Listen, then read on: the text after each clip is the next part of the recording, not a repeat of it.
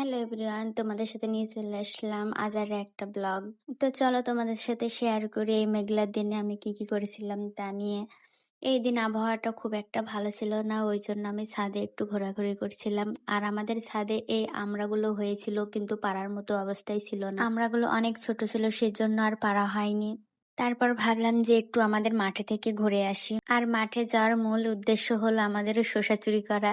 আর যারা গ্রাম অঞ্চলে বসবাস করে তারাই জানে এটার মজা কতটা। তো আমরা 3-4 জন চলে গেছিলাম মাঠের দিকে। কিন্তু মানুষ বলে না, অভাগা যেদিকে যায় সাগর শুকিয়ে যায়। আমরা গেছিলাম শসা চুরি করার জন্য, কিন্তু সেখানে গিয়ে দেখে আর শসা নেই। শসার বদলে ঝিঙা গাছ পড়ে আছে। তো সেখান থেকে কি আর করার, আমরা চলে আসি। যেটার জন্য গেছিলাম সেটা না পেলে কি হবে, এটার থেকে বেশি কিছু দেখে এসেছি। চারিদিকে এত সুন্দর লাগছিল তা বলার বাহিরে ছিল।